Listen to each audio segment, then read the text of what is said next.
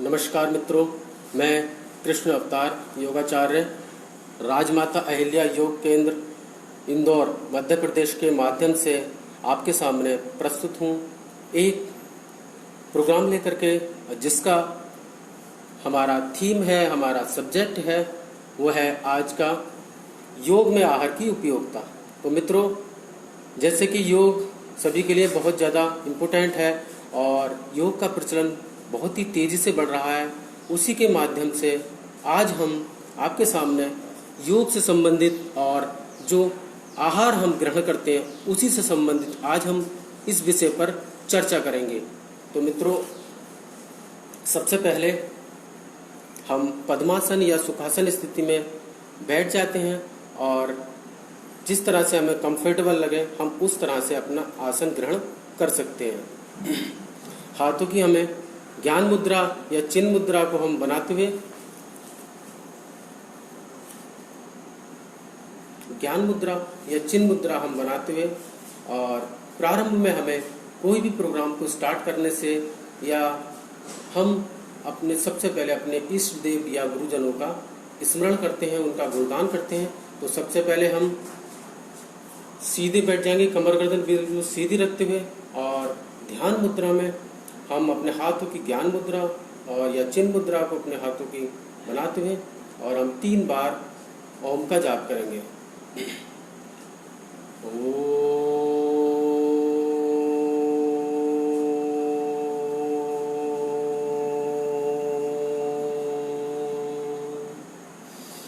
गहरी सांस लेते हुए फिर पुनः सांस छोड़ते हुए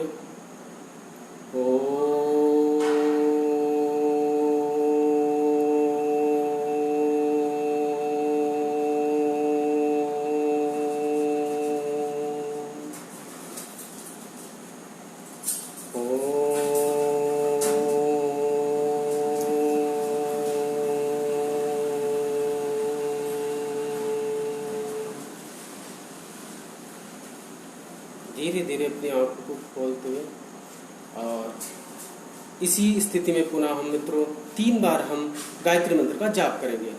गायत्री मंत्र एक ऐसा मंत्र है जिससे हमारे शरीर की शुद्धि होती है और हमारा मन शांत और हमारी बॉडी बिल्कुल स्थिर रहती है और मन में अनेक जो विचलित विचार आते हैं उनका निवारण होता है और मन हमेशा शांत रहता है। तो हमें गायत्री मंत्र का जाप मित्रों नित्य सुबह या शाम करते रहना चाहिए, इससे हमारे शरीर की शुद्धि होती है। तो वही पुनः स्थिति में हम कमर गर्दन सीधी रखते हुए हाथों की ज्ञान मुद्रा बनाते हुए हम 3 बार गायत्री मंत्र का जाप करेंगे। ओम भूर्भुवः स्वः तत्सवितुर्वरेण्यं भर्गो देवस्य धीमहि धियो यो नः प्रचोदयात्। ओम भूर्भुवः स्वः तत्सवितुर्वरेण्यं भर्गो देवस्य धीमहि धियो यो नः प्रचोदयात्। ओम भूर्भुवः स्वः तत्सवितुर्वरेण्यं भर्गो देवस्य धीमहि धियो यो नः प्रचोदयात्। अब अपने दोनों हाथों को धीरे धीरे रब करेंगे। इस तरह से रब करने से जो हमारे हाथों के स्पर्श द्वारा जो जितनी भी रक्त संचार है, ब्लड सर्कुलेशन है, वो हमारे शरीर में मेंटेन रहता है और इससे हमारे जो ब्लॉकनेस होती है वो भी धीरे धीरे ठीक हो जाती है।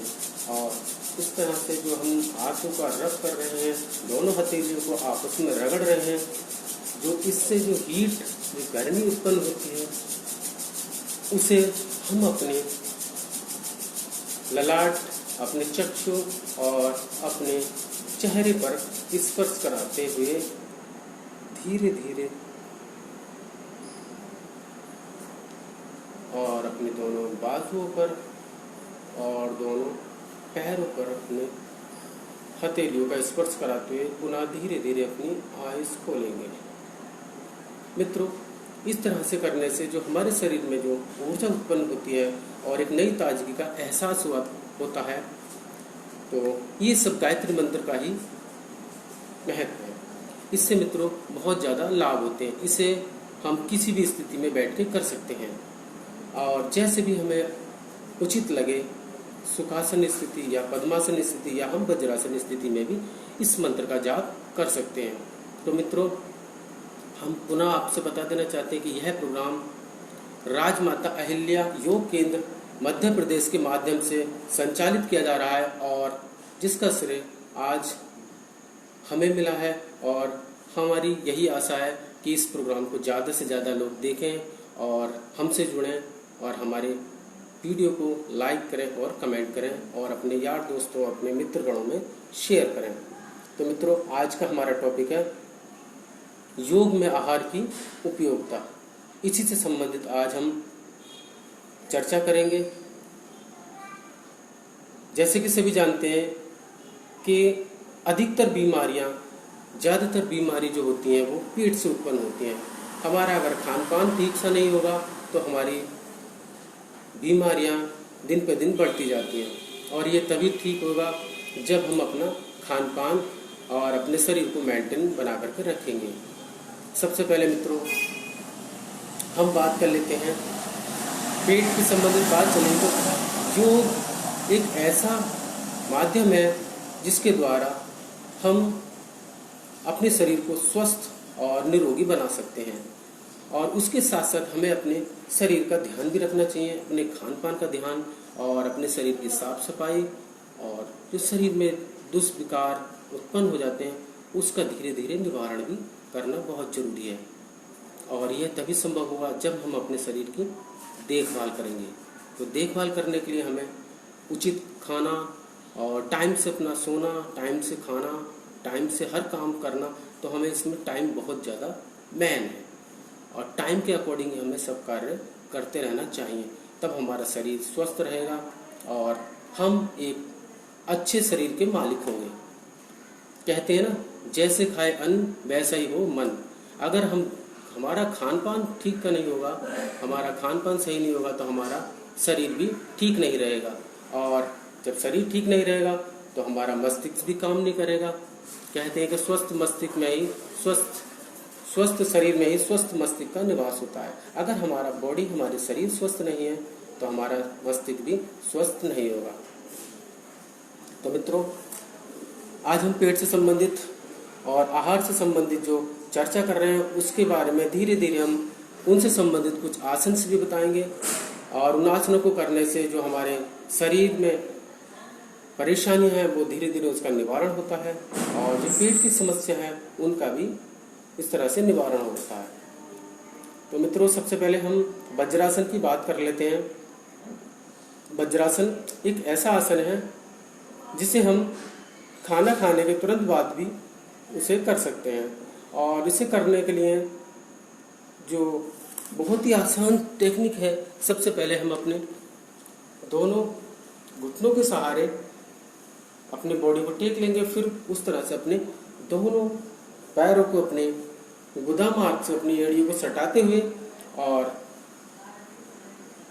कमर गर्दन सीधी रखते हुए दोनों हाथों की हथेलियों को अपने घुटनों पर इस तरह से स्पर्श कराएंगे और बॉडी बिल्कुल स्थिर होनी चाहिए, सीधी रखी होनी चाहिए। और जब हम बैठेंगे इस तरह से, तो मित्रों इस तरह से बैठने से जो हमें बहुत ही ज़्यादा लाभ होता है। हमारे मसल्स जो हमारी स्ट्रॉन्ग हैं और जो हमारी थाई ये बहुत ज़्यादा स्ट्रॉन्ग होती हैं और जो हमारा पैरों की स्थिति है वो हमारी एड़ियाँ, पैरों के पंजे नीचे को खुले होने चाहिए, एड़ी हमारे गुदा मार्ग से टच होती है और इस तरह से मित्रों ये वज्रासन स्थिति कहलाती है।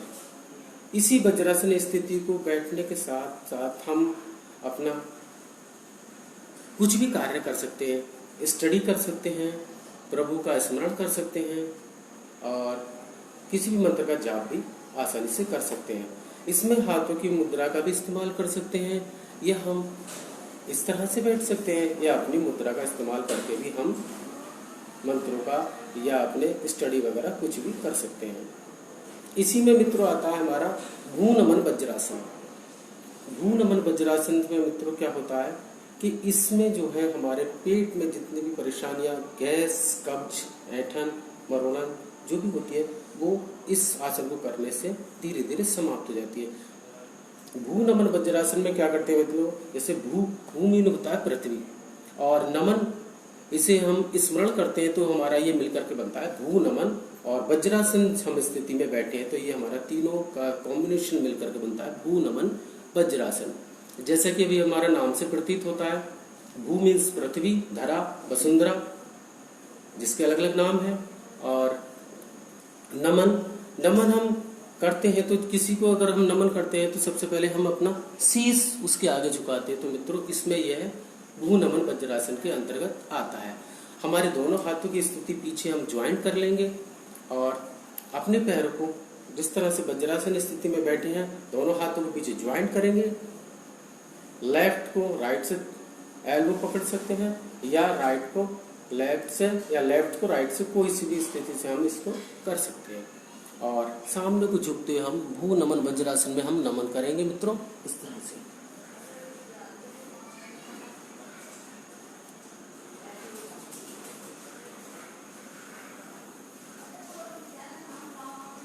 इसमें हम फोरहेड यानी माथे का भी इस्तेमाल कर सकते हैं, अपनी चिन ठोड़ी का भी इस्तेमाल कर सकते हैं। हम दोनों तरह से इसे नमन कर सकते हैं।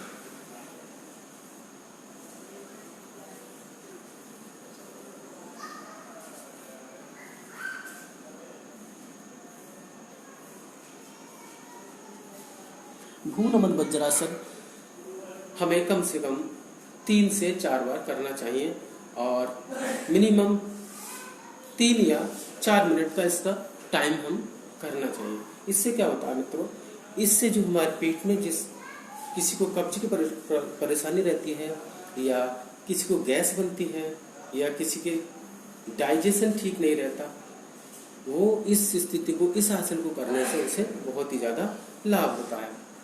और इसका हम नित्य अभ्यास करें तो ये मित्रों हमारा कहलाता है वज्रासन और भू नमन वज्रासन, जिसका अभी हमने आपके सामने जिक्र किया। तो जैसे कि हम खान पान के बारे में आज चर्चा कर रहे हैं आहार से संबंधित, तो मित्रों आहार एक ऐसी चीज है, अगर हमारा आहार संतुलित नहीं है, हमारा आहार पौष्टिक नहीं है, तो हमारा शरीर भी स्वस्थ नहीं रह सकता। तो हमारे शरीर को स्वस्थ रखने में आहार बहुत ही मेन होता है मित्रों। शरीर का संपूर्ण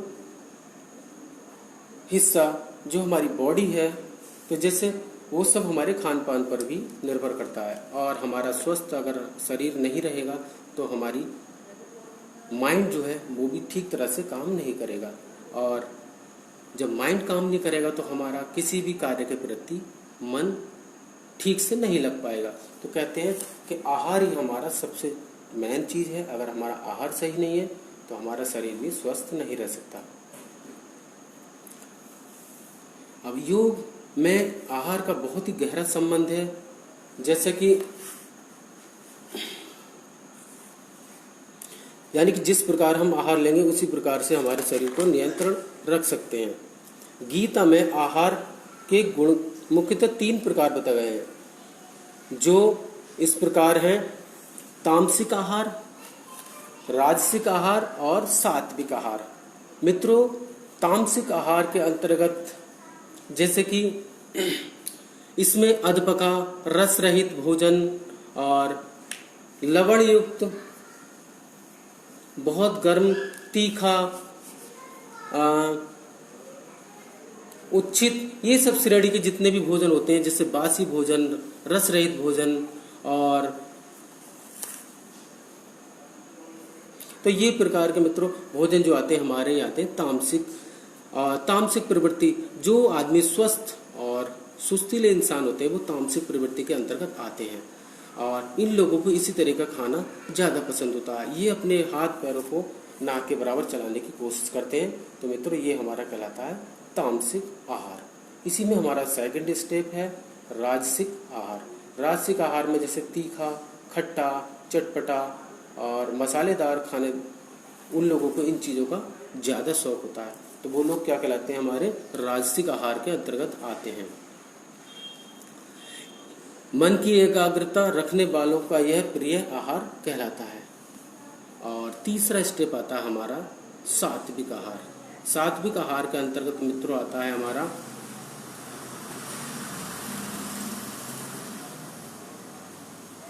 इसमें रसयुक्त, चिकना और स्थिर रखने वाला सात्विक आहार ही हमारे अंतर्गत आता है। ये हमारे 3 आहार बताए गए हैं गीता में, जिनका जिक्र किया गया है। सबसे पहला था हमारा तामसिक, और दूसरा था हमारा राजसिक आहार, और तीसरा है हमारा सात्विक आहार। और मित्रों, भोजन को हमें करने के लिए, या भोजन को हमें टाइम होता है, हर चीज़ का टाइम, जैसे कि हमें सोने का टाइम, खाने का टाइम, नहाने का टाइम, और किसी भी कार्य को करने के प्रति हमें टाइम का बहुत ही ज़्यादा महत्व होता है। हम नित्य अपनी कार्य करने की क्रिया को सुबह आरंभ करते हैं, तो हम टाइम के अकॉर्डिंगली उस चीज़ को करते हैं। और एक अच्छा योगाचार्य और जो अच्छे योगी होते हैं, वो सुबह 4 बजे उठ करके सबसे पहले अपने शरीर को साफ सफाई करते हैं, और फिर अपने शरीर की साफ सफाई करने के बाद फिर अपने इष्ट देव या अपने गुरुजनों का स्मरण करते हैं, और फिर किसी कार्य का शुभारंभ करते हैं और प्रभु का नाम लेकर के उस कार्य का शुभारंभ करते हैं। तो मित्रों, इस तरह से करने से हमारा शरीर हमेशा स्वस्थ रहता है, मन शांत रहता है, और जिस कार्य को हम कर रहे हैं वह कार्य भी हमारा सफल होता है, और उस कार्य के प्रति हमारा लगाव बना रहता है। तो मित्रों, अभी हमने बताया, अब हम दूसरा, जैसे इसमें बहुत सारे आसन आते हैं पेट से संबंधित, और आज हम चर्चा जो कर रहे हैं आहार से संबंधित कर रहे हैं, योग से संबंधित, और योग में आहार का क्या महत्व है। तो योग तभी हमारा संभव है जब हमारा शरीर स्वस्थ रहेगा, और शरीर हमारा कब स्वस्थ रहेगा, जब हमारा खान पान ठीक होगा, और खान पान ठीक तब होगा जब हम उसकी देखभाल करेंगे। हमें मार्केट से कोई भी चीज़ खरीदनी होती है तो हम उसकी देखभाल करते हैं, और देख करके ही हम अच्छी चीज़ का चयन करते हैं।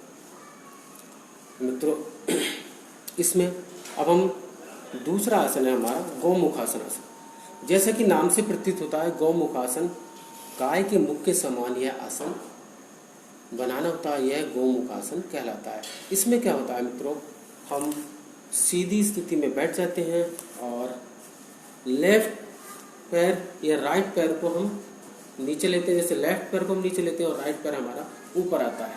तो और इस स्थिति में मित्रों क्या कहलाता है हमारा ये, और दोनों हाथ, अगर हमारा राइट पैर लेफ्ट पैर के ऊपर है तो राइट हैंड हमारा ऊपर होगा और लेफ्ट हैंड हमारा पीछे होगा। तो इस तरह से कमर गर्दन सीधी रखते हुए हमारी गर्दन को सामने होगा मित्रों। तो यह आसन कम से कम 4 से 5 मिनट इसी स्थिति में करेंगे, तो ये आसन हमारा गौमुखासन कहलाता है। इससे क्या होता है मित्रों, हमारे पेट में जो कब्ज की प्रॉब्लम रहती है, और जिन लोगों को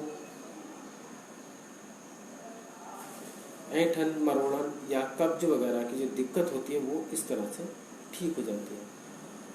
और हमारे पेट में जो फैट जो इकट्ठी होती है, वो भी धीरे धीरे इस आसन से समाप्त हो जाती है।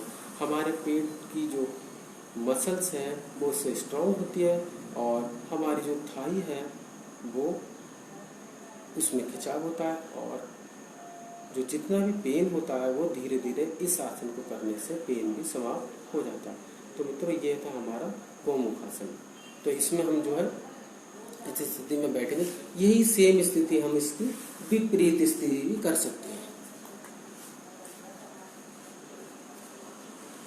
यही विपरीत स्थिति है। अब हम इसमें हाथों का डायरेक्शन चेंज कर देते हैं और पैरों का डायरेक्शन भी हम चेंज कर देते हैं। तो ये मित्रों हमारा कहलाता है गौमुखासन, विपरीत गौमुखासन। अभी हमने करके बताया, तो ये दोनों स्थिति से हम इसे कर सकते हैं। ये हमारा कहलाता है गौमुखासन। इसमें हमें गाय के मुख के समान इस आसन को बनाना होता है।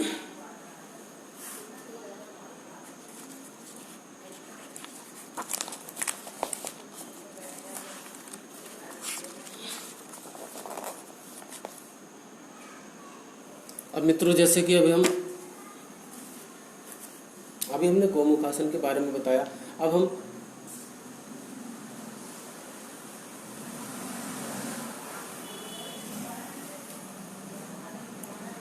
दूसरा स्टेप बताएंगे। इसमें आता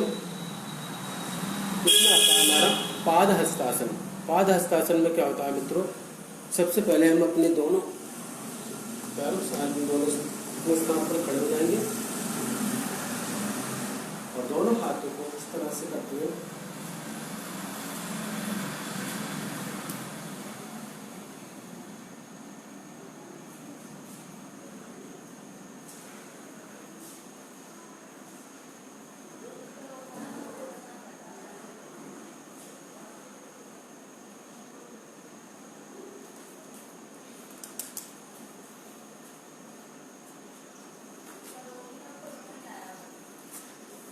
तो मित्रों, अभी हमने पाद हस्तासन करके बताया। पाद हस्तासन में क्या होता है, दोनों हाथों को हम अपने दोनों हाथों के हथेलियों को दोनों पैरों की हथेलियों के नीचे स्पर्श कराते हुए दोनों पैरों की हथेलियां उस पर पंजे हथेलियों पर रखते हुए इस आसन को करते हैं।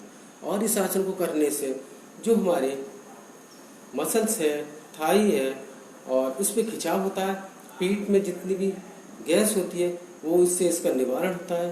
और जिन लोगों की चर्बी, फैट इकट्ठा हो जाती है वो इस आसन को करने से धीरे धीरे समाप्त होती है। और जिन लोगों को कब्ज की प्रॉब्लम रहती है वो भी इस आसन को करने से धीरे धीरे समाप्त हो जाती है। तो ये कहता है मित्रों पाद हस्तासन आसन। इसमें हम अपने गर्दन को सामने भी रख सकते हैं और नीचे भी कर सकते हैं। इसके 2 स्टेप हैं और इसे करने से मित्रों बहुत ही ज़्यादा लाभ होता है। अब इसी के साथ साथ जैसे हम आपको बता दें, आहार के बारे में बात चल रही है, तो जैसे एक जिम ट्रेनर होता है वो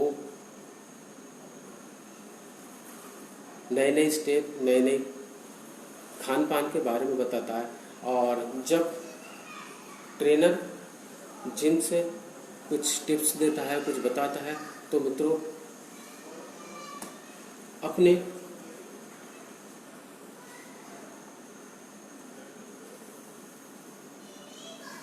जो लोग वहाँ ट्रेनिंग करने जाते हैं, सीखने जाते हैं, उनका भी वह पहले वेट करते हैं, देखते हैं कि कौन सा आसन या कौन सी मुद्रा या जो उनसे अगर प्रैक्टिस कराई जाती है तो उस हिसाब से देखते हैं कि वह उनका शरीर भी उस हिसाब से मेंटेन है या नहीं।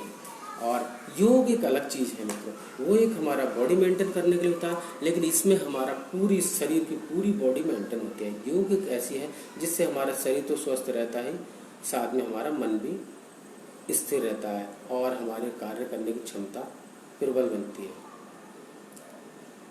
योग का चयन हमें एक ऐसे स्थान पर करना चाहिए जो शांत हो और शुद्ध हवा का प्रवाह हो, ताकि हम और हमारा मन हमेशा जिस आसन या जिस हम कार्य को करने जा रहे हैं उसमें हमारा मन पूर्णतः लगा रहे।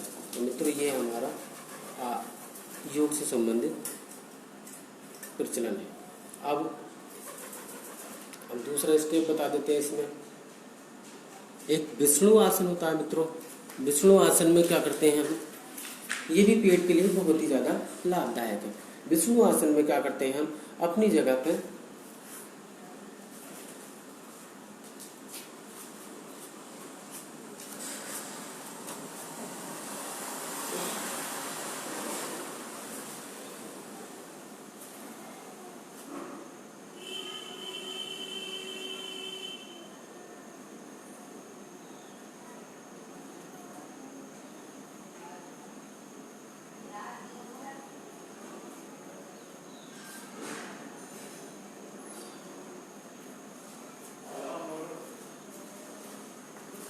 मित्रों विष्णु आसन भगवान विष्णु के नाम से इस आसन का नाम पड़ा है। जैसे भगवान विष्णु अपने सर्पशैया पर लेटे रहते हैं, उसी आसन की तरह हमें इस आसन को बनाना होता है। ये आसन हमारा विष्णु आसन कहलाता है। इसमें क्या होता है, हम अपने पीठ के बल लेट जाते हैं और लेटने के साथ हम कोई सी भी साइड्स लेफ्ट या राइट साइड पे हम इस आसन का अभ्यास करते हैं और मुद्रा बनाते हैं। सबसे पहले क्या करते हैं, हम अपने हाथ को अपने हेड के नीचे रखते हुए और एल्बो को अपना सहारा लेते हुए और एक लेफ्ट या राइट पैर से हम इस आसन को बनाने का अभ्यास करते हैं। अगर लेफ्ट पैर ऊपर है तो लेफ्ट ही हमारा हाथ सही से स्पर्श कराते हुए और खींचते हुए पूरा तीर के समान इसे पूरा एक तरह से बिल्कुल सीधा करते हैं, तो ये हमारा विष्णु आसन कहलाता है। इसी की स्थिति हम दोनों तरीके से कर सकते हैं और इसे करने से भी मित्रों बहुत ज़्यादा लाभ होते हैं। ये सब आज पेट से संबंधित आसन बताए जा रहे हैं, ताकि जो पेट का और आज योग का जो कॉम्बिनेशन चल रहा है, तो वही आज उसी के विषय पर आज हम चर्चा कर रहे हैं।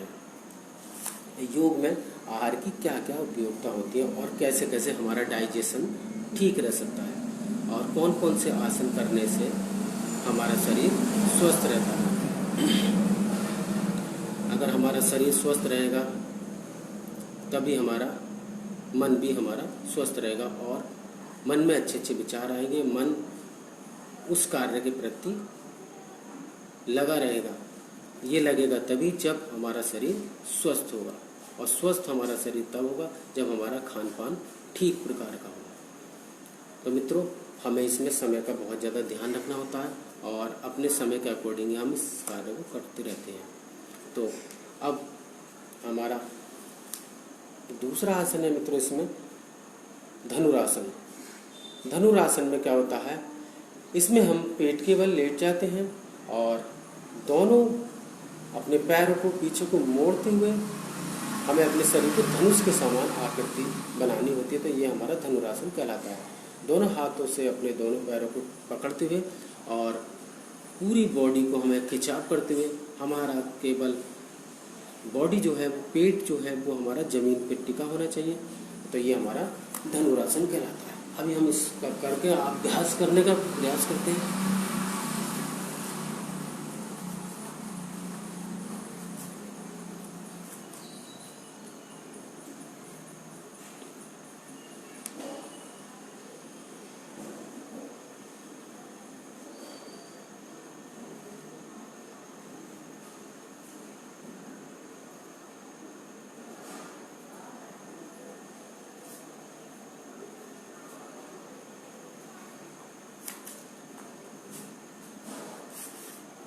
मित्रों, यह है धनुरासन।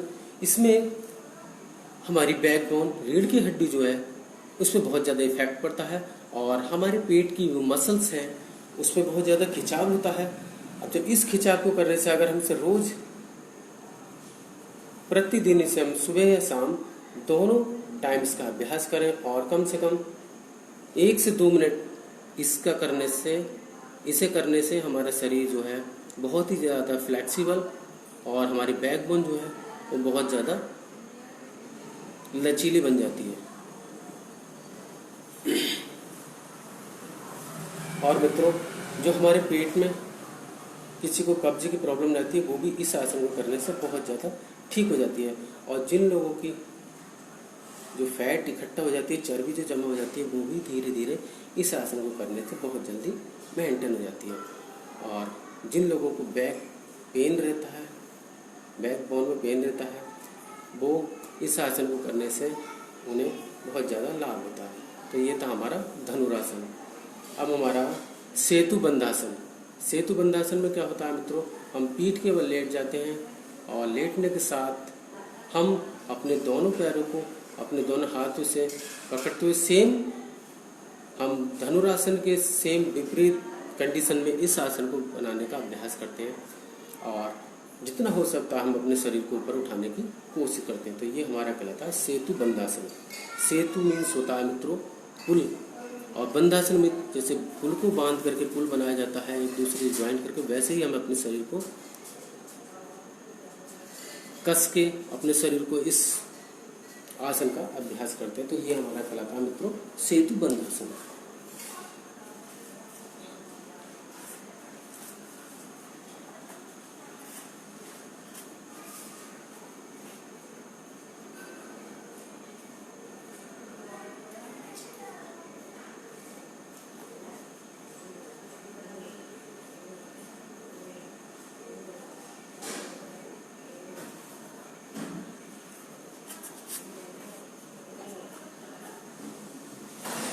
इस आसन को भी मित्रों कम से कम 1 या 2 मिनट लगातार करें और जैसे जैसे क्षमता के अकॉर्डिंग अपने इसका हम टाइम बढ़ाते रहें। तो इससे क्या होता है मित्रों, ये एक ऐसे आसन है जिससे हमारे शरीर पर बहुत ज़्यादा खिंचाव होता है और हमारा डाइजेशन ठीक रहता है।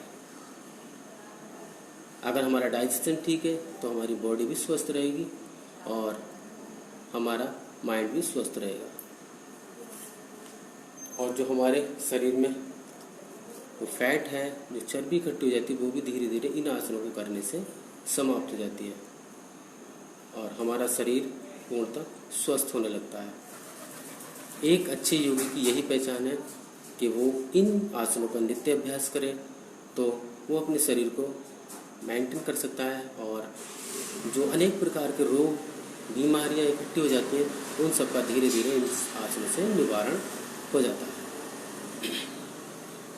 ऐसा ही मित्रों इसमें है हंसासन। हंसासन जैसे नाम से इसका प्रतीत होता है हंस। आज हम इसका अभ्यास करेंगे हंसासन। हंसासन में क्या होता है मित्रों, हम दोनों अपने हाथों को, हथेलियों को जमीन पर रखते हुए और अपनी बॉडी को, पूरी बॉडी को हवा में रखेंगे और दोनों अपने घुटनों को अपने बाजुओं को सटाते हुए इस पोज का हम बनाने का अभ्यास करेंगे और हमारा शरीर जो हवा में रुका रहेगा, ये हमारा कहलाता है हंसासन। इससे भी मित्रों बहुत ज़्यादा फायदे होते हैं। इससे क्या होता है, जो हमारी मांसपेशियाँ बहुत ज़्यादा स्ट्रांग होती हैं और हमारे जैसे शरीर में किसी को प्रॉब्लम होती है, कपकपी या हमारे जैसे रक्त संचार की प्रॉब्लम, तो ये सब इनसे ठीक हो जाता है। तो आइए हम इसका अभ्यास करते हैं मित्रों।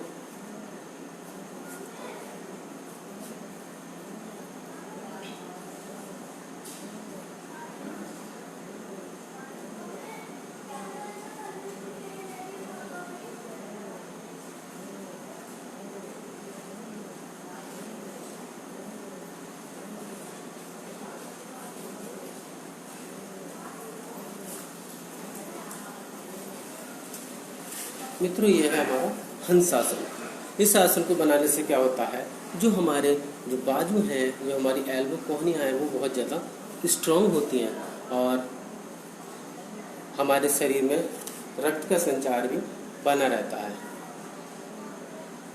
इसी तरह से बहुत से आसन आते हैं मित्रों, जिसमें हमारा नौकासन है। नौकासन जैसे कि नाभ इसका नाम से प्रतीत होता है। इसमें भी क्या होता है मित्रों, जो हमारे पेट पे ज़्यादा इफेक्ट पड़ता है, तो जब हमारे पेट पे ज़्यादा इफेक्ट पड़ेगा तो हमारे डाइजेशन भी ठीक रहेगा और जो हमारे शरीर में कोलेस्ट्रॉल की या फैट की मात्रा है, वो भी धीरे धीरे समाप्त हो जाती है। तो मित्रों आज हम नौकासन का अभ्यास कराते हैं और इसमें क्या होता है, नौकासन में हम पीठ के बल लेट जाते हैं और अपने हिप के सहारे पूरे शरीर को बाहर को टेकते हैं और उठाते हैं इस तरह से। तो हमारे नौका की तरह हमारा बॉडी जो है पोज हमारा नौका के समान बनना चाहिए। जैसे नाव होती है, मल्ला नाव को चलाता है, उसी तरह से नाव के समान हम अपनी बॉडी को बना सकते हैं। तो ये हमारा कहलाता है नौकासन। जैसे कि दोनों पैर सामने की ओर, दोनों हाथ यहाँ रखेंगे और इस तरह से हम अपनी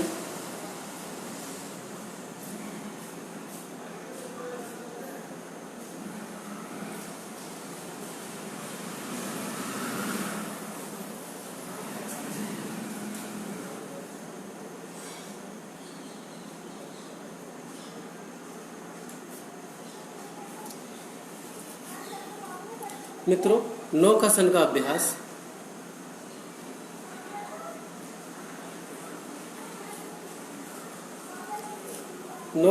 अभ्यास हमें 2 से 3 मिनट कम से कम करना चाहिए और जैसे जैसे हमें अपनी क्षमता के अकॉर्डिंग इस अभ्यास का निरंतर टाइम बढ़ाते रहना चाहिए और निरंतर अभ्यास करते रहना चाहिए। इस आसन को करने से मित्रों जो हमारे पेट पे एक्स्ट्रा फैट होती है वो बहुत जल्दी मेंटेन हो जाती है और ये एक आसन ऐसा है कि इसको करने से हमारी मसल्स थाई है वो भी बहुत ज़्यादा स्ट्रांग होती है और हमारे हाथ, इससे हमारा पूरा बॉडी मेंटेन रहती है और हमारी जो थाई है वो भी इससे बहुत ज़्यादा कम हो जाती है। जैसे किसी किसी की थाई पर बहुत ज़्यादा फैट जमा हो जाती है, वो भी इस आसन को करने से यह ठीक हो जाती है। और हमारे पेट पर जो एक्स्ट्रा फैट है वो भी बहुत जल्दी मेंटेन हो जाती है और हमारा डाइजेशन बहुत अच्छा रहता है और पाचन क्रिया स्ट्रांग हो जाती है। तो ये मित्रों हमारा कहलाता है नौकासन।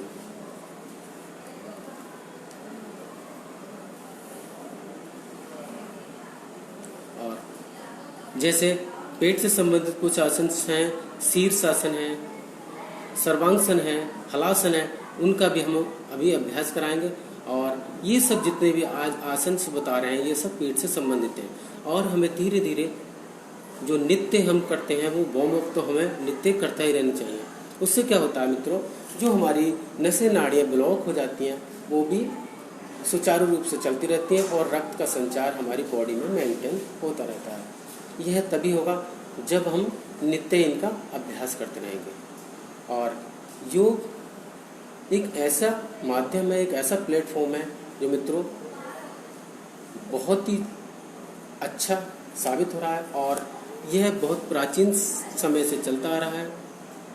योग जैसे कि इसके नाम से प्रतीत होता है, योग प्लस गा, योग यानी कि एक दूसरे को जोड़ने की कड़ी ही हमारा योग कहलाता है। और योग के माध्यम से ही हम एक दूसरे को आपस में जोड़ते जाते हैं और इससे हमारा शरीर तो स्वस्थ रहता ही है, हमारा मन मस्तिष्क भी स्थिर रहता है और जो हमारे शरीर में नई ऊर्जा का एहसास होता है, हमारे नए शरीर में जो चमक कांति, एक योग ही एक ऐसा माध्यम है मित्रों जिसके द्वारा हम अपने चेहरे, अपने शरीर, अपनी पूरी बॉडी को मेंटेन कर सकते हैं और अपने कार्य के प्रति भी हमारा लगाव बना रहता है।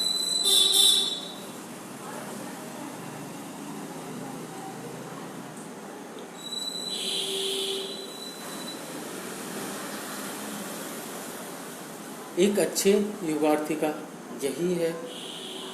यही उद्देश्य होता है कि वो ज़्यादा से ज़्यादा लोगों को जागरूक करे और अपने समाज, अपने घर परिवार, अपने इष्ट देव, अपने मित्रों को उनके बारे में बखान करे और इन सब से उन्हें अवगत कराए।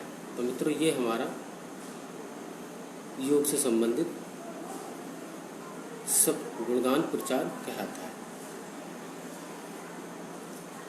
जैसा कि सभी जानते हैं, अगर हमारा शरीर स्वस्थ रहेगा तो हमारा मस्तिष्क भी स्वस्थ रहेगा और हम अपने परिवार को भरपूर समय दे पाएंगे। तो मित्रों अब हम इसमें आज हलासन के बारे में बताएंगे। हलासन जैसे कि नाम से प्रतीत होता है, हल प्लस आसन, हलासन, इन शब्दों को मिलकर के ही इसका नाम बना है हलासन।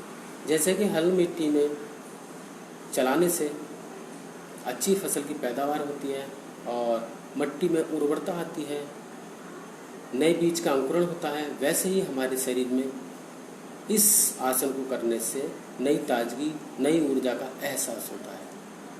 इससे क्या होता है मित्रों, हलासन करने से हमारा जो पूरा बॉडी का सिस्टम्स है वो बहुत ज़्यादा स्ट्रॉन्ग रहता है और बॉडी लचीली रहती है और जितनी भी इसमें परेशानियां हैं, जितनी इसमें भ्रांतियां हैं, वो सब धीरे धीरे समाप्त हो जाती हैं और एक नए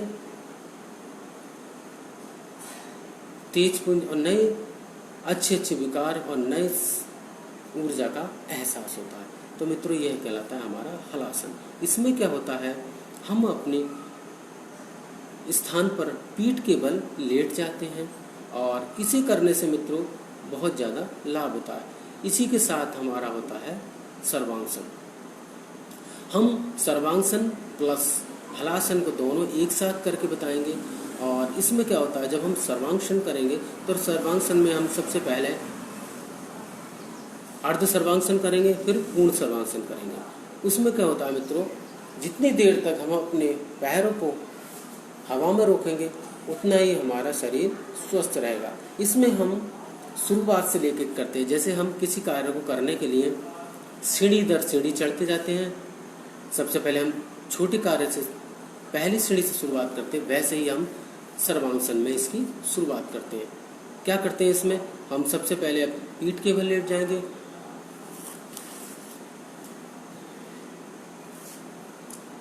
दोनों पैरों को सीधा रखते हुए, कमर गर्दन बिल्कुल सीधी रखते हुए, और हम अपने स्थान पर पुनः पीठ के बल लेट जाएंगे। फिर हम एक पैर को धीरे धीरे हवा में उठाएंगे, फिर दूसरे पैर को धीरे धीरे हवा में उठाएंगे, और ये हम अलग अलग स्थिति में भी कर सकते हैं। फिर हम दोनों पैरों को एक साथ उठाएंगे, तो इसमें हम एंगल बनाते हुए, जैसे सबसे पहले हम 0 से और 30 एंगल 30 अंश का कोण बनाएंगे। फिर हम 45 का 45 डिग्री का इसमें कोण बनाते हुए चलेंगे।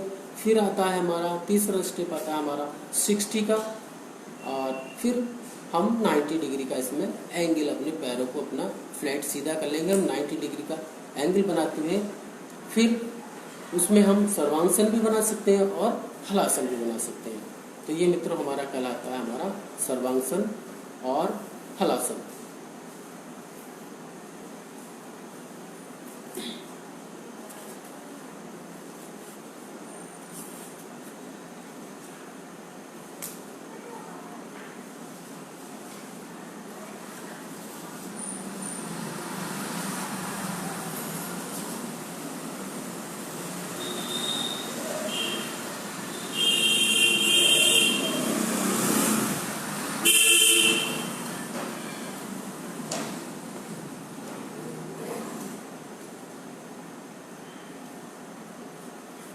अब इसमें हम दोनों स्टेप एक साथ बताएंगे, दोनों पैरों को एक साथ उठाएंगे। अभी हमने दिखाया था अर्ध सर्वासन, हम पूर्ण सर्वासन करते हुए इसमें फिर हम इसका शीर्षासन बनाएंगे।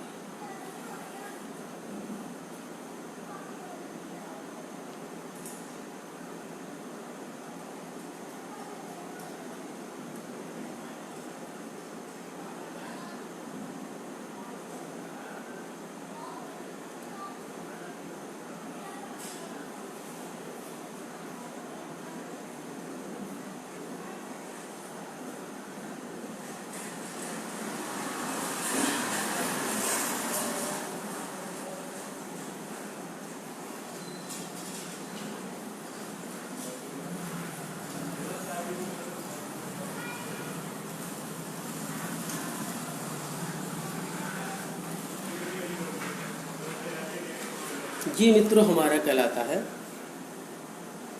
सर्वांगसन। अभी हमने सर्वांगसन करके दिखाया, सबसे पहले 0 से फिर 30, फिर 45, फिर 60, फिर 90 एंगल को बनाते हुए हम अपने दोनों पैरों को ऊपर ले जाते हैं। तो ये हमारा कहलाता है शीर्ष सर्वांगसन। अब इसी सर्वांगसन के माध्यम से हम हलासन बनाने का अभ्यास करते हैं।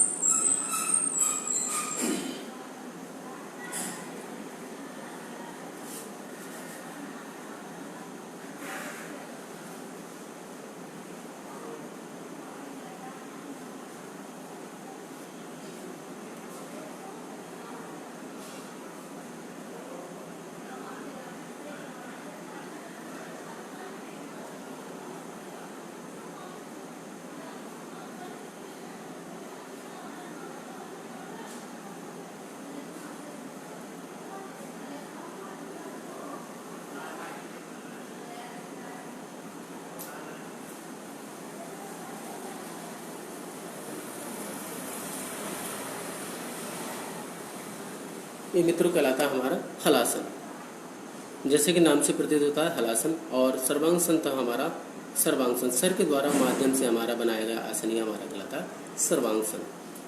अब हम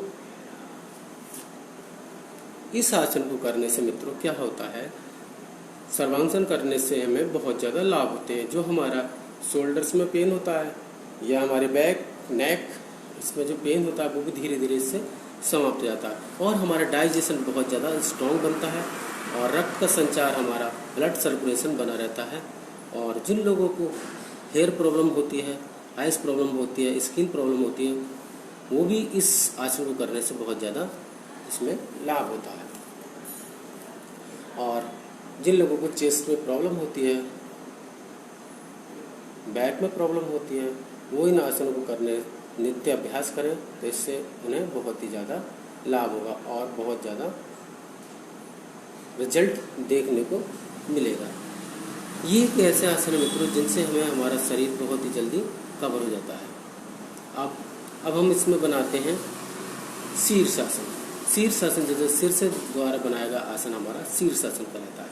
शीर्षासन में मित्रों क्या होता है कि हमारा शरीर बहुत ज़्यादा लचीला बनता है और जब हम अपनी बॉडी को अपोजिट करते हैं, पहले हमारा पूरा बॉडी भार जो है पैरों पर रहता है, हम उस पर अपने पैरों द्वारा अपना कार्य करते हैं और जब हम शीर्षासन बनाते हैं तो हम सिर के द्वारा अपनी बॉडी को पूरा हवा में रखते हैं। तो जो हमारा ब्लड है, सर्कुलेशन है, वो हमारा विपरीत स्थिति में हो जाता है। तो इससे जो हमारे शरीर में और हमारे मस्तिष्क में जिन लोगों को प्रॉब्लम रहती है या बालों की जड़ें कमज़ोर होती जाती हैं, आँखों में प्रॉब्लम होती है, वो इन चीज़ों से करने से उसे बहुत जल्दी इनका निवारण होता है और शरीर स्वस्थ रहता है, ब्लड का सर्कुलेशन भी बना रहता है और जिन लोगों की नसें नाड़ियाँ ब्लॉक हो जाती हैं वो भी धीरे धीरे ठीक हो जाती है। तो मित्रों ये हम कहलाते हैं शीर्षासन और हम इसे बनाते हैं। इसमें 2 स्टेप होते हैं। एक तो हम दोनों हाथों को अपने ज्वाइंट पीछे बैक अपने सर पे लगाते हुए हेड पे और एल्बो के सहारे हम इस आसन को बनाते हैं। और एक होता है हमारा केवल हम अपने शरीर को अपनी मैट पर रखते हुए और अपने दोनों हाथों को ज्वाइंट बनाकर त्रिकोणासन के समान इसे बना सकते हैं। तो ये हम दोनों स्टेप करके दिखाएंगे। ये हमारा कहलाता है शीर्षासन।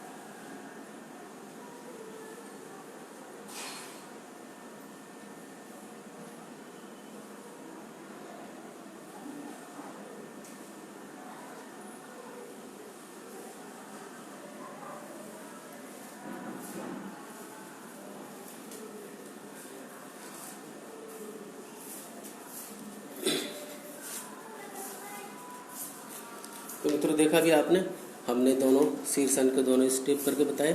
तो ये हमारा कहलाता है शीर्षासन। इसे करने से मित्रों बहुत ज़्यादा फायदे होते हैं और हमारा शरीर जो है स्वस्थ रहता है और रक्त का संचार, ब्लड सर्कुलेशन बना रहता है।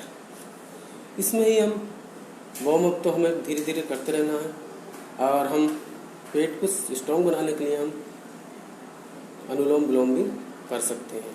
बहुत सारे आसन हैं जो पेट से संबंधित हैं जिसे हम नित्य इनका अभ्यास करते रहना चाहिए।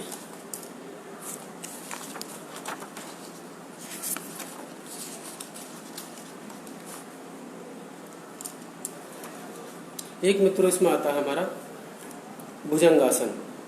जैसे कि नाम से इसका प्रतीत होता है भुजंगासन। भुजंग मीन्स होता है सर्प और भुजंग एक हमारी बाहों से संबंधित जैसे हम जो बनाते हैं इस आसन को, तो हमारा इसका नाम रखा हुआ है भुजंगासन, जो सर्प की स्थिति के समान इस आसन को हमें बनाना होता है।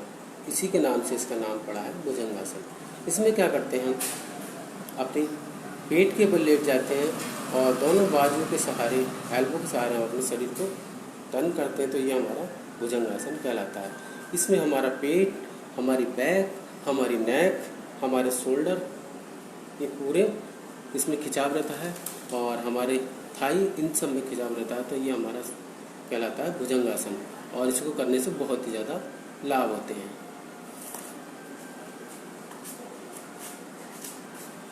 सबसे पहले हम अपने स्थान पर लेट जाएंगे पेट के बल और दोनों हाथों को अपनी हथेलियों को यहाँ रखते हुए अपनी चेस्ट के बराबर से चेस्ट के अकॉर्डिंग रखेंगे और दोनों पैर पीछे की ओर फ्लैट और पैरों के पंजे खुले होने चाहिए और जो हमारे पैरों के तलवे हैं वो ऊपर आने चाहिए और पंजे हमारे नीचे सटे होने चाहिए। और इस तरह से हम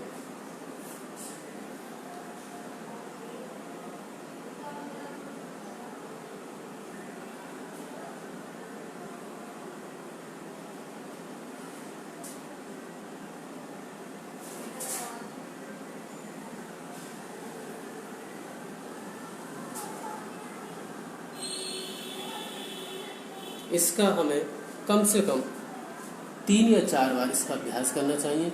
और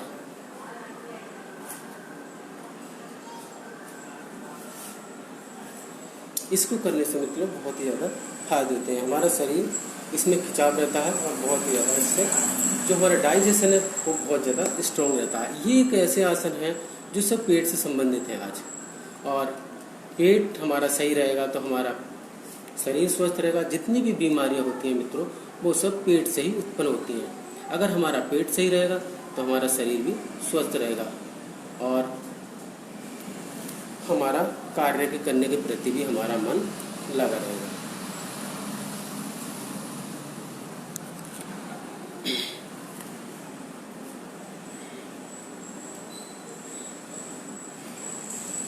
इसमें आता है हमारा त्रिकोणासन।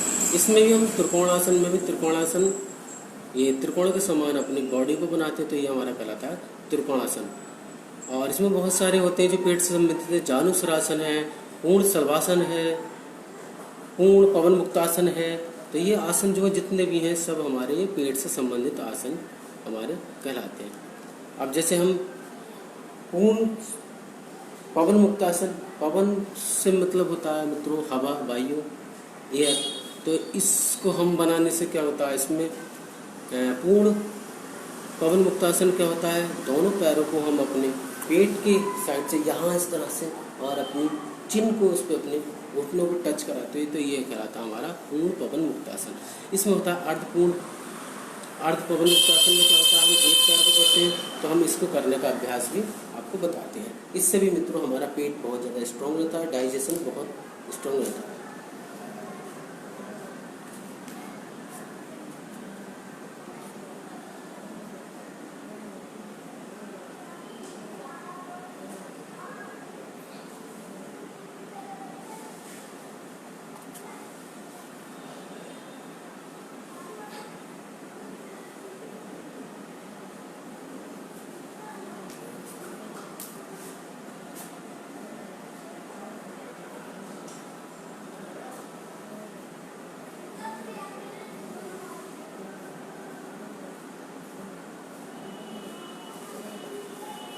ये कहलाते हैं मित्रों हमारे पूर्ण पवन मुक्तासन।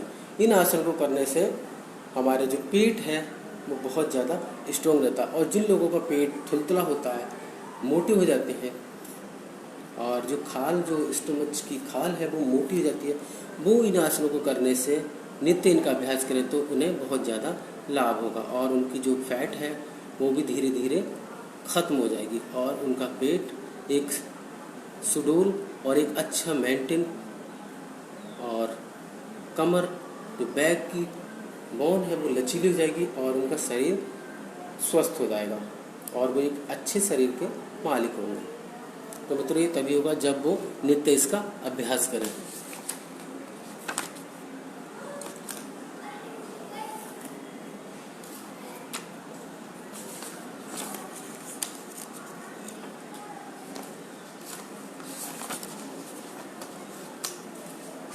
और मित्रों जैसे कि अब हम बता रहे हैं पूर्ण शलभासन। अब हम पूर्ण शलभासन बता दें। इसमें अर्ध शलभासन, पूर्ण शलभासन में क्या होता है, जब हम पेट के बल लेट जाते हैं, जैसे हमने भुजंगासन बताया सेम उसी कंडीशन में हम भुजंगासन में हम अपने आधे शरीर को उठाते हैं सर्प के समान। इसमें क्या होता है, पूर्ण शलभासन में हमें दोनों पैर भी अपने उठाने होते हैं। तो ये कहलाता है हमारा पूर्ण शलभासन। इसमें मित्रों हम 2 स्टेप होते हैं। एक तो भुजंगासन की तरह सेम हम अपनी बॉडी को उठा सकते हैं, या हम दोनों हाथ अपने यहाँ हथेलियाँ रख करके हम इस तरह से भी अपने शरीर को हवा में उठा सकते हैं। तो ये हमारा कहलाता है पूर्ण शलभासन। अब हम इसे इस करके बता देते हैं।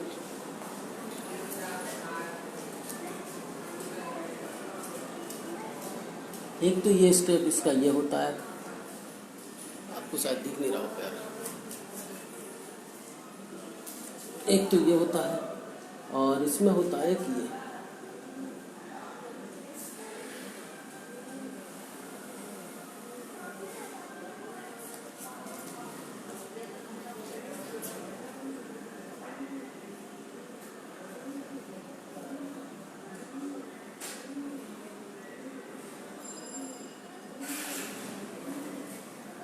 मित्रों, ये कहलाता है हमारा पूर्ण शलभासन। इसमें हमें अपने शरीर को हवा में उठाना होता है और पीठ के सहारे और अपने हाथों को सहारा देते हुए हमें अपनी पूरी बॉडी को हवा में उठाना होता है। तो ये कहलाता है हमारा पूर्ण शलभासन।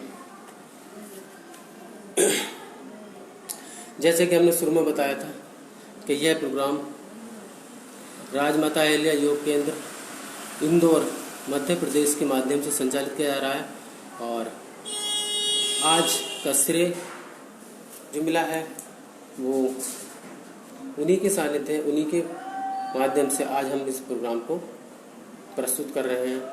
मैं कृष्ण अवतार योगाचार्य आप सबके सामने उपस्थित हूँ। योग में आहार की उपयोगिता, इस विषय पर आज हम चर्चा कर रहे हैं और हमारे गुरु तपन मिश्रा का आज हम बहुत ज़्यादा आभार व्यक्त करते हैं। उन्हीं के माध्यम से आज हम ये प्रोग्राम प्रस्तुत कर रहे हैं और हमारी यही आशा है कि यह प्रोग्राम ज़्यादा से ज़्यादा लोग देखें और हमारी वीडियो को ज़्यादा से ज़्यादा लोग कमेंट करें, शेयर करें। और राजमाता अहिल्या योग केंद्र मध्य प्रदेश, राजमाता अहिल्या योग केंद्र इंदौर मध्य प्रदेश को लोग ज़्यादा सराहें और उन्हें अनेकों ऊंचाइयों पर, बुलंदियों पर उन्हें पहुंचाने की कृपा। तो मित्रों, जैसे कि अब हमारा प्रोग्राम समापन की ओर है। समापन में जैसे हमने शुरू में बताया कि 3 बार ओम का जाप या गायत्री मंत्र का जाप करते हैं और उसी में समापन के लिए हम अपने इष्ट देव, अपने प्रभु का गुणगान करते हुए हम प्रोग्राम की समाप्ति के लिए हम 3 बार हम मंत्र का उच्चारण करेंगे और इस मंत्र को करने से मित्रों हमारे शरीर में शुद्धि होती है और मन हमेशा शांत रहता है।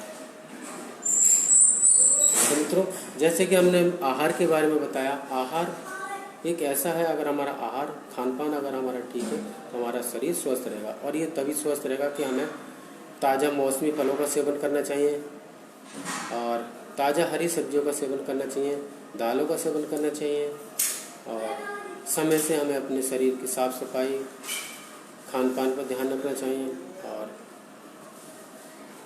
जितना भी हम वर्क करते हैं वो हमें डेली रूटीन में मेंटेन बना करके इस काम को करना चाहिए। तभी हमारा शरीर स्वस्थ रहेगा और हम अच्छे शरीर के मालिक होंगे। मित्रों, कहते हैं कि स्वस्थ शरीर में ही स्वस्थ मस्तिष्क का निवास होता है। वो तभी होगा जब हमारा शरीर स्वस्थ रहेगा और हम स्वस्थ तभी रहेंगे जब हम अपने खान पान पर ध्यान रखेंगे और अपने शरीर की साफ सफाई नित्य समय से करते रहेंगे। मित्रों, योग ही वह माध्यम है जिसके द्वारा हम अपने शरीर, अपने मस्तिष्क और अपनी सांसों पर नियंत्रण कर सकते हैं। यही हमारा योग ही एक ऐसा माध्यम है जिसके माध्यम से हम इन सबको हासिल कर सकते हैं। और पुराने समय में ऋषि मुनि आश्रम और ऐसे स्थान पर बनाते थे आश्रमों को जहाँ भीड़ भाड़ और शोर शराबे से दूर एकांत स्थान में वास करते हुए, ताकि हम जिस कार्य को कर रहे हैं वह हमारा भली भांति हो सके और हम उस कार्य के प्रति ध्यान मग्न रहें, ताकि हमारा किसी कार्य के प्रति भटकाव ना हो और हमारा मन शांत रहे और शुद्ध वातावरण, शुद्ध वायु में ही हमें योग का अभ्यास करना चाहिए। इससे मित्रों हमारे शरीर तो स्वस्थ रहता है, हमारे मस्तिष्क में भी बहुत ज़्यादा शांति मिलती है और अच्छे विचार आते हैं और हम एक स्वस्थ शरीर के मालिक होते हैं। तो मित्रों, ये था आज योग में आहार की उपयोगिता और उससे जुड़े कुछ टिप्स, कुछ आसन्स जिनको नित्य हमें करते रहना चाहिए, तभी हमारा डाइजेशन, हमारा सिस्टम्स स्ट्रॉन्ग रहेगा और हमारी बॉडी स्वस्थ रहेगी, मेंटेन रहेगी और हम एक अच्छे शरीर के मालिक होंगे। तो मित्रों, यह प्रोग्राम राजमाता अहिल्या योग केंद्र मध्य प्रदेश के माध्यम से संचालित किया जा रहा है, जिसका आज श्रेय मुझे दिया गया। मैं कृष्ण अवतार योगाचार्य आप सबके सामने इस प्रोग्राम को प्रस्तुत कर रहा हूँ और मैं आशा करता हूँ आपको प्रोग्राम अच्छा लगा होगा। तो ज़्यादा से ज़्यादा लोग कमेंट करें, शेयर करें और राजमाता अहिल्या योग केंद्र को अनेकों बुलंदियों पर पहुँचाएं, मेरी आपसे यही विनती है। धन्यवाद। और मित्रों, जैसे कि समाप्ति में हम 3 बार मंत्र का उच्चारण करेंगे। जैसे कि हमने शुरू में गायत्री मंत्र और ओम का जाप किया था, उसी तरह हम 3 बार इसमें इस मंत्र का, महामंत्र का जाप करेंगे। तो हम अपने स्थान पर पद्मासन या सुखासन स्थिति में बैठ जाएंगे। हाथों की चिन्ह मुद्रा या ध्यान मुद्रा लगाते हुए हम 3 बार मंत्र का उच्चारण करेंगे। सर्वे भवन्तु सुखिनः, सर्वे सन्तु निरामया, सर्वे भद्राणि पश्यन्तु, मा कश्चित् दुःखभाग् भवेत्। सर्वे भवन्तु सुखिनः, सर्वे सन्तु निरामया, सर्वे भद्राणि पश्यन्तु, मा कश्चित् दुःखभाग् भवेत्। सर्वे भवन्तु सुखिनः, सर्वे सन्तु निरामया, सर्वे भद्राणि पश्यन्तु, मा कश्चित् दुःखभाग् भवेत्। ॐ शान्ति शान्ति शान्तिरेव।